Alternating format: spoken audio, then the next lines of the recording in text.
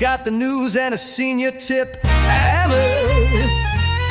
It's your life, your time, your choice. Get loud, get proud with the Vegas Hello again, Voice. everybody, and welcome to another segment of the Vegas Voice. We have a very special segment today because we are doing something that I don't believe any other senior publication in the country is doing. And to do that, I enlisted the aid of our Exploring Our Roots columnist and my buddy, Greg Smith. Greg, thank you so much for being here. Thank you. Really look forward to doing this. It's been a fun little project that we've been working on. And who's your guest? So we can give her credit for two. Sylvia has Giordano Right. has been working real closely with me, and we had another genealogist, Karen Stewart, who was not able to make it today. All right, so we'll give them all credit for what they've done. Correct, and just been working real hard on this project, and it's been very enjoyable. And let's discuss the project, because what we did is through our executive director, Bill Caserta, a couple of years ago, he gave me a document of an original honorable discharge from the Navy by the gentleman by the name of John Lawrence Brown. I had that for a couple of years. Then I was able to meet Greg, and question came up, and I said, because of his genealogy, and he can talk about that, is it even possible that we can find this person or his descendants, obviously the descendants, because he served in the Navy in 1912. So it's quite a feat, but go ahead, talk about what you guys do first of all. Well, when Dan first presented this to me, he presented me the and it's not a copy of the discharge, the honorable discharge. It's actually the original discharge form. The sailor, John Lawrence Brown, was born in 1897, went into the Navy in 1908, and then was discharged in 1912. And what caught my attention was the fact that the form said it came from the USS Nebraska. Why is that interesting? Because I'm from Nebraska. And I honestly, at that time, did not even know there was such a ship called the USS Nebraska. So I immediately was drawn to this little form.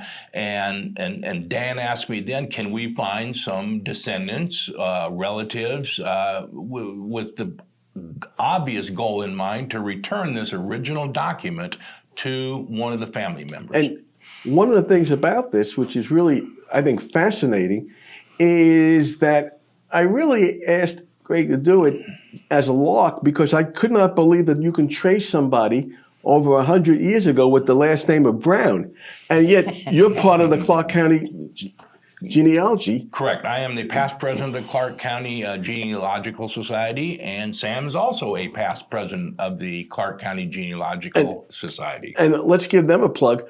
What exactly does that society do? Well, we meet on a monthly basis, and we have obviously different programs, nuts and bolts programs, what we call lunch and learns. Normally on a monthly basis, we bring in guests and genealogy experts to give presentations on finding our roots. Finding our roots, yeah. And I think the society has about 130 members, I believe. Typical meetings on a monthly basis is 30, 35, maybe sometimes 40, depending upon who our guest speaker is. So it's a great organization, and we are one of two other societies in the Las Vegas area. We also have the Jewish Genealogy Society that meets on a monthly basis, and we have the African American Genealogy Society. They also meet on a monthly basis, and we cooperate with them all the time for speakers. They give us a different perspective, and it's just been a great partnership and relationship with our other societies. So I'm going to throw it on you, Sylvia. I find the certificate, or I get it from my buddy Bill. It's the actual original honorable discharge from the United States Navy of someone over 100 years ago, and I'm saying, okay, go find his family. Where do you even start? You start with the known, and whatever we saw on the discharge, we documented the facts, and then we go back. And so we were able to use his military records as our primary source to move back into finding John Lawrence's actual birth record and his parents. And then from his parents, we moved further back to his grandparents. So it was an adventure.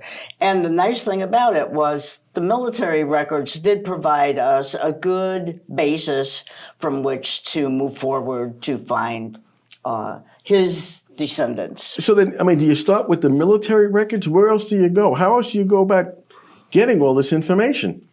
Because again, when you told me that you can find this guy, I thought that was just incredible. You're talking about last name Brown of 100 years ago. I was stepping out on the limb just a little bit. Yeah, I guess you were. Yeah, we could find him, but we did. And actually, the most difficult part of this little project was the fact that his name was Brown. Yeah. And they kept naming their kids John Brown. So it got a little confusing at times, and that's why I enlisted the aid of Sylvia and Karen, because they are experts at doing research, more so even than I am.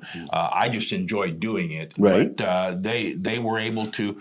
First thing we found was a census record. Okay. Okay, and that was the 1900 census record that showed where his parents, and then showed his brother, and that's how we traced the line. Because John Lawrence Brown, the sailor that we're talking about, did get married after his service, and I believe it was in 1914. He had one child. But that child had no children, to the best that we've determined. So that kind of ended that descendant line right there. And so we went down his brother's descendant line, and they had children, and that's the line we explored. I mean, again, I just find it incredible. Is this work, Sylvia, or is this a hobby? Is this fun? Is this something to do on the internet? How do you even go about doing something like that? It's my hobby, and I just kind of want to go back to this discharge paper because there was a very significant clue, because it states John Lawrence Brown. And when I started the research, I come to find out that his middle name was his mother's maiden name. Oh, really? Okay. So that was great, because that gave us another family line with which to work to continue our research in this John Brown, which wasn't the easiest when you have such a common name. I mean, you're playing detectives trying to find it out. Exactly. And what Sylvia just mentioned was the fact that you'd be surprised how many people name their either the middle name or their first name after a previous relative, an older relative, and it keeps the family name going. I know in my case, my grandfather's middle name was Plowman. I said, who names their kid Plowman? Yeah. Well, that was his mother's maiden name, okay? And so so those are the kind of clues that Sylvia mentioned that really, it helps you confirm things. So with that in mind, now let's go back to Sailor John Brown. You were able to trace his descendants. How far down the line did you go? Well, how far do you have it? Well, we've got it down to his great niece. Okay, so his brother, like I said, had children, and we traced it down to his great niece. His great niece, we found her brother. He is already deceased. He died in 2016, but that's kind of how we trace names. Obituaries are great information. Well, that's Sounds horrible, but morbid, yeah, it does. They're great information because this named his children and it named his sister, who is the relative that we found. We found Diane, and that's her name. We found Diane. So that was very important when we find those obituaries. So based thereon, on behalf of the Vegas Voice, yourself, what are we doing with that original certificate? Well, Sam, do you want to start? No, you go ahead. Well, we mailed out some letters, okay? We had, in some of the information that we had, there was some previous addresses and stuff, either in city directories or something like that, and we found some addresses. I know Sam, she mailed the first 2, Right. I believe. Yes, I mailed a letter, and I put the copy of the discharge papers on the back of the letter because of all the scams. It was important for this document to be included so that it would give some credence to what we were asking her. And even then, it didn't work until we ended up your article in November of the Vegas Voice. Correct. We one of the letters she sent came back undeliverable. Another one never came back.